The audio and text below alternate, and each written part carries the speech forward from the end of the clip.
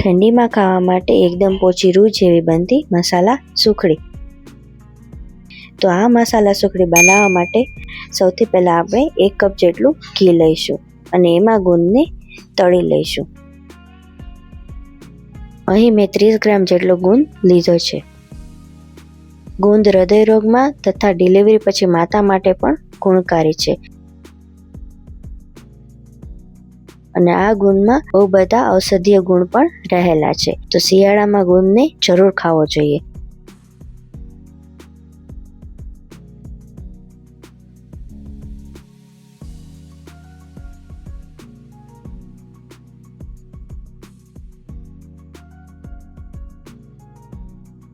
પછી ગુંદને તળીને સાઈડમાં મૂકી દઈશું. પછી એ જ ઘીમાં આપણે ઘઉંના લોટને શેકી લઈશું. અહીં મેં 1 કપ જેટલો ઘઉંનો લોટ લીધો છે.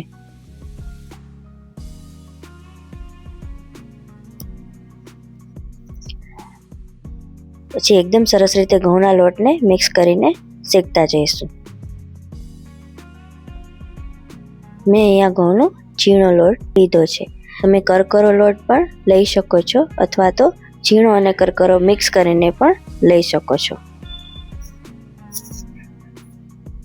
શરૂઆતમાં લોટ ઘીને એબ્ઝોર્બ કરી લે છે, પણ જેમ જેમ શેકાતો જાય છે તેમ તેમ હલકું થઈને ઘી છૂટું પડતું જાય છે.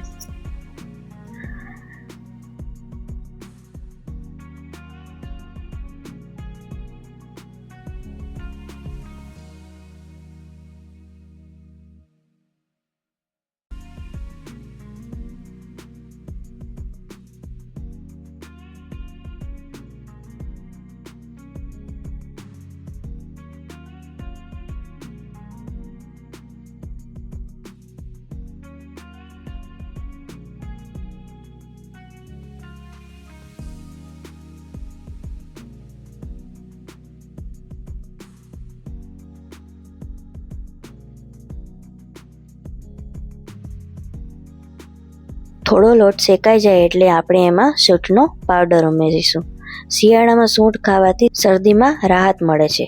1 ચમચી પાવડર નખાઈ જાય એટલે પછી એમાં છીણેલું સૂકું ટોપરું નાખીશું અને મિક્સ કરતા રહીશું અને સતત મિક્સ કરતા રહીશું એટલે લોટ નીચે બેસી ના જાય.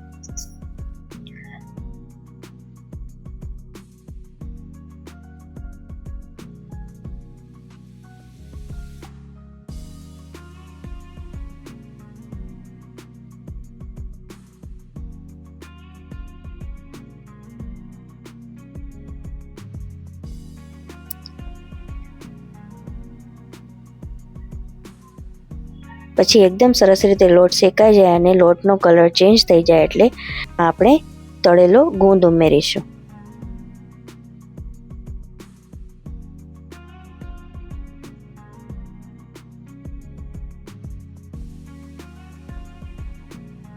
તમે ગુંદને પહેલાં તળવાનું ભૂલી જાઓ ત્યારે આ સ્ટેપમાં પણ કાચો ગુંદ નાખો અને આપમેળે ગળાઈ જાય છે અને સરસ રીતે મિક્સ થઈ જાય છે.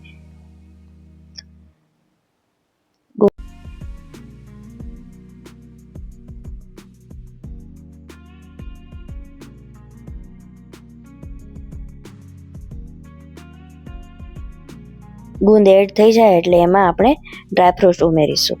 મેં અહીં કાજુ અને બદામ લીધા છે. ગુંદ સાથે કાજુ બદામને પણ તળીને નાખી શકો છો.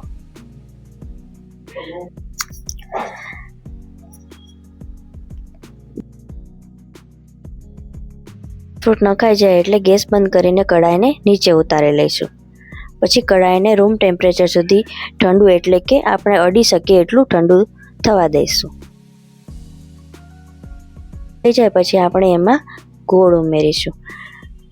અહીં મેં 1 કપ જેટલો દેશી ગોળ ઉમેર્યો છે. ગોળ આખો હોય તો ઝીણો સમારી લેવો પહેલાં કરીને ઝડપથી મિક્સ થઈ જાય. પછી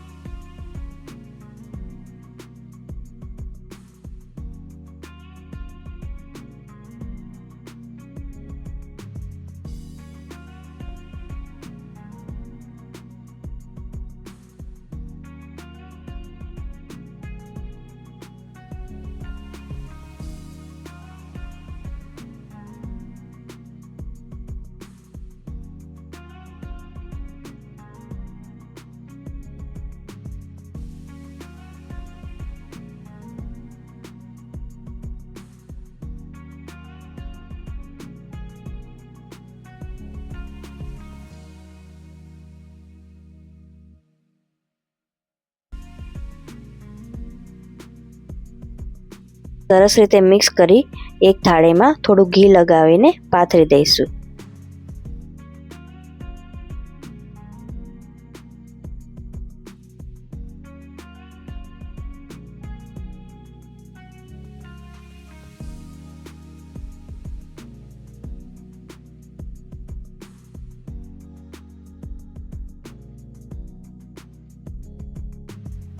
પછી એકદમ સરસ રીતે વાટકાથી અથવા તો તવીથાથી લીસું કરી નાખશું.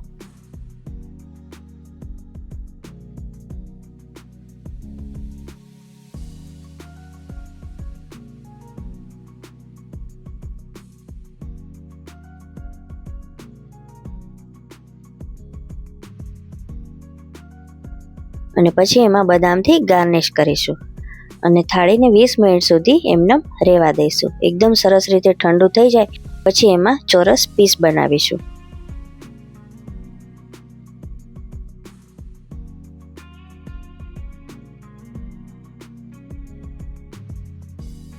તમે જોઈ શકો છો કે કેટલી સરળતાથી પીસ નીકળી જાય છે અને એકદમ પોચી રૂ જેવી સુખડી બને છે.